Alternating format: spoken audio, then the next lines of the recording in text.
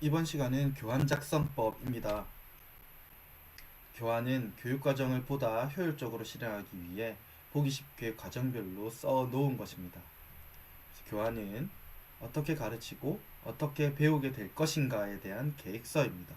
그래서 저희가 교구에서 홈페이지에 예시 교환을 올려드린 것을 그대로 옮겨 적는 것이 아니라 선생님들의 창의성과 노력을 더해서 작성을 하셔야 됩니다. 교리 교환은 정해진 시간 안에 효과적으로 학습하기 위한 수업의 시안이자 수업의 가설입니다. 그래서 교리교환은 건축의 설계도처럼 자세하게 적혀 있어야 하고 항해사의 나침반처럼 방향을 잃지 않아야 합니다. 수업 진행 방법을 분명하게 제시할 수 있어야 합니다. 네, 교환 작성의 순서입니다. 먼저 연초에 연간 교수 계획을 작성하게 됩니다.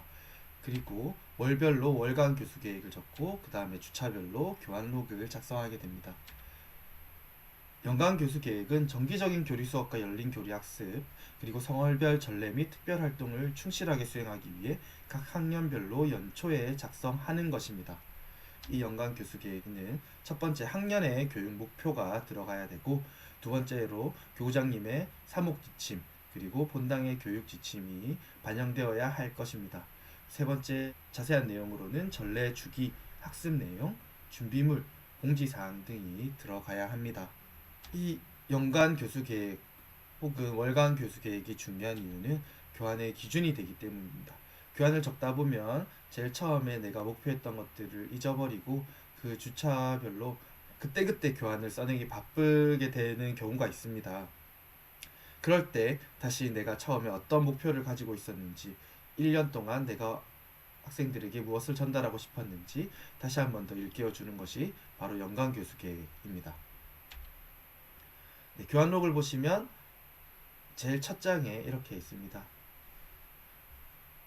내가 교환을 쓰면 교무주임, 지도수녀, 지도신부에게 결제를 받게 되어 있습니다. 그래서 교환은 2주 전에 작성을 해서 결제를 받고 검토된 교환을 가지고 교리에 들어갈 수 있어야 합니다.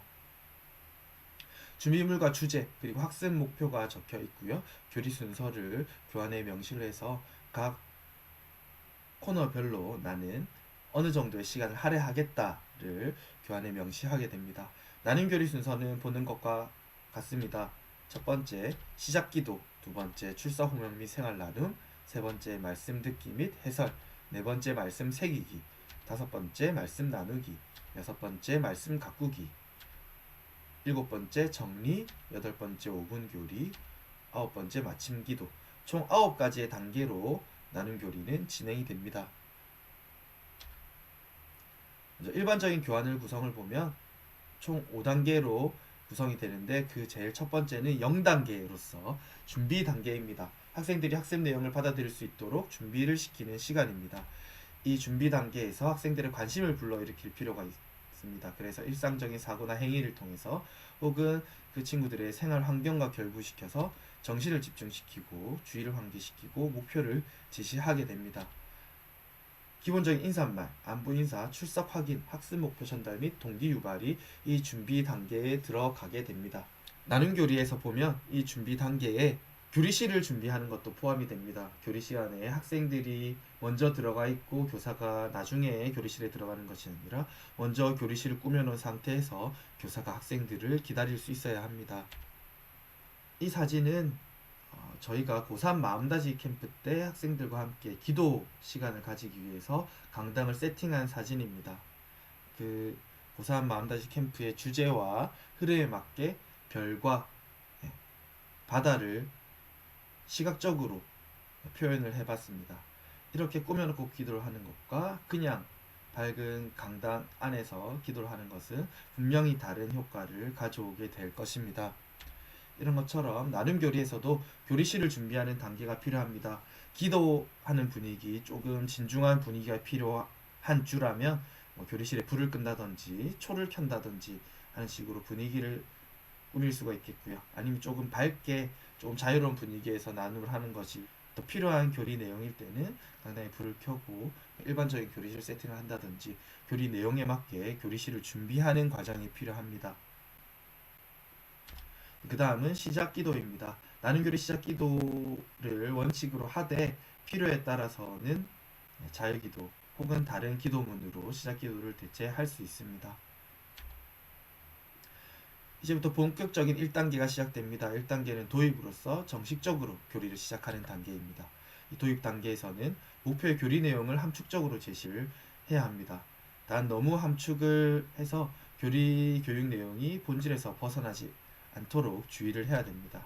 이때는 성경 사파를 보여주는 방식 혹은 내가 그 전래 지식 안에서 나의 체험은 어떤 것들이 있었는지 혹은 시청각 자료 아니면 중요한 낱말 또는 주제를 칠판에 쓴다든지 아니면 낱말 카드로만 크게 만들어서 보여준다든지 이런 활동들을 통해서 어떤 내용을 이번 시간에 함께 할 것이다에 대해서 알려주는 단계가 되겠습니다.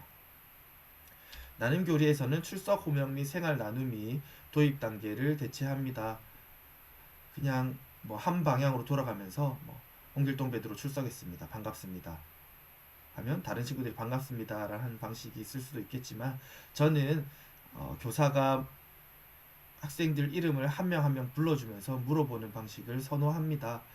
지금 제가 교환에 쓴 걸 보면 첫 번째 기분이 좋아 보이는 학생을 먼저 시키겠다라고 교환에 적어놨습니다. 교리 전에 강단이나 복도에서 학생들과 아마 이야기를 하는 시간을 다들 가지실 겁니다. 그때 보면서 이 친구 오늘 기분이 좋아 보인다 혹은 컨디션이 좋아 보인다 라고 하면 홍길동이 그런 경우다 라고 하면 길동이 오늘 특히 기분이 좋아 보이는데 어떤 일 있었어? 라고 생활 나눔을 이끌어갈 수 있겠죠.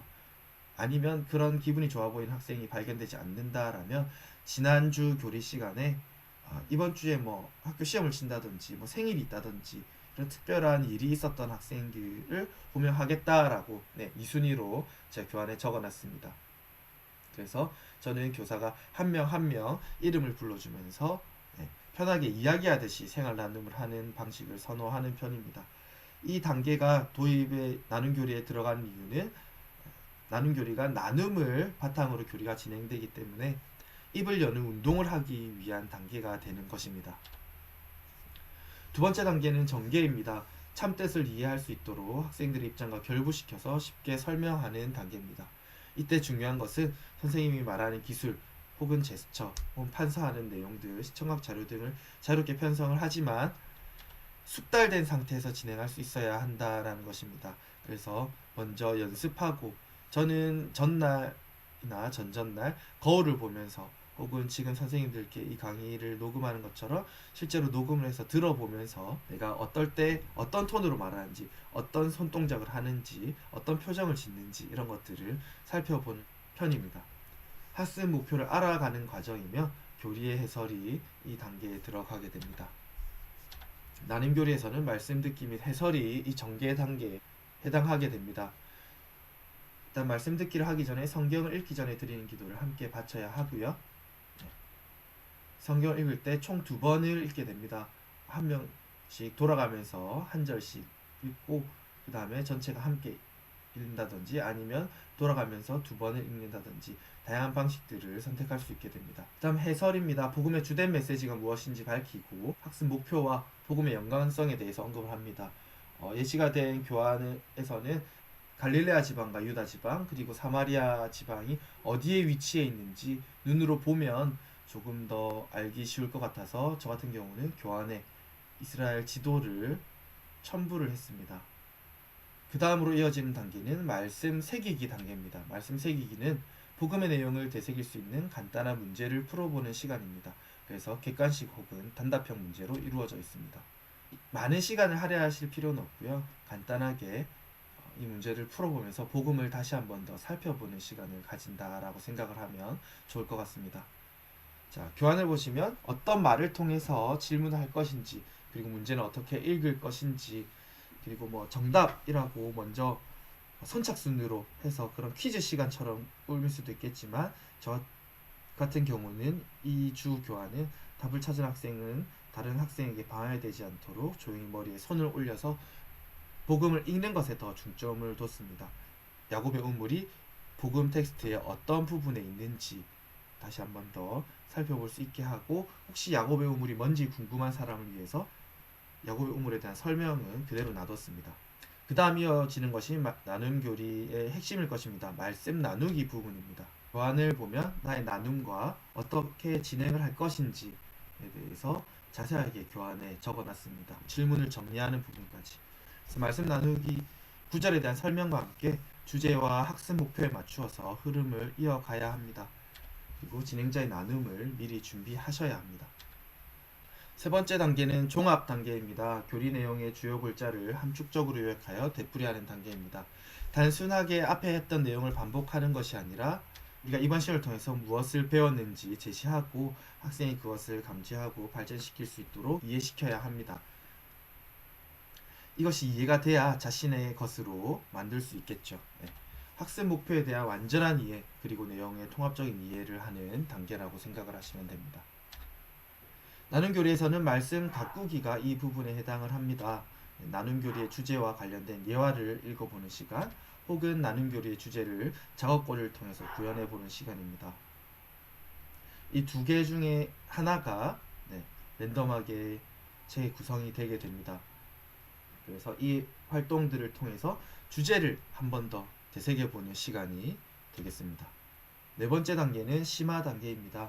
교리 지식을 마음 안에 심어 실천으로 옮길 자신감을 불어넣는 단계죠.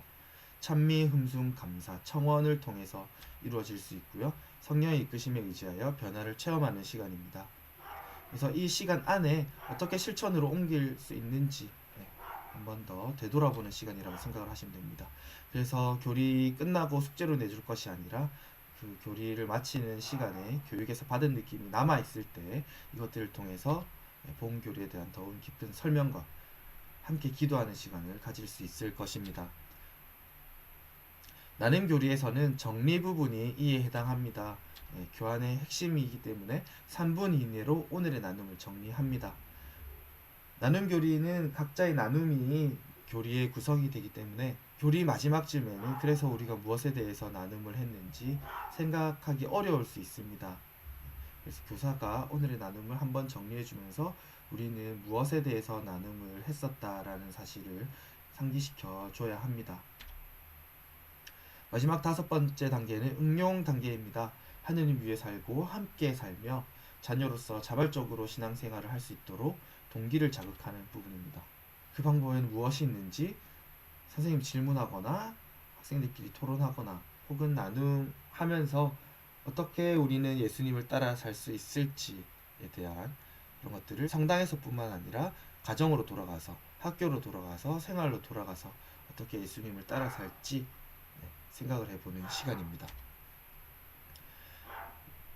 나눔 교리에는 이 응용의 단계 대신 선생님들이 그동안 많이 요청해 주셨던 나눔 교리를 하다 보니 가톨릭 기본 교리를 가르칠 시간이 없다 라는 사실에서 작년부터 시행했던 5분 교리가 포함되어 있습니다.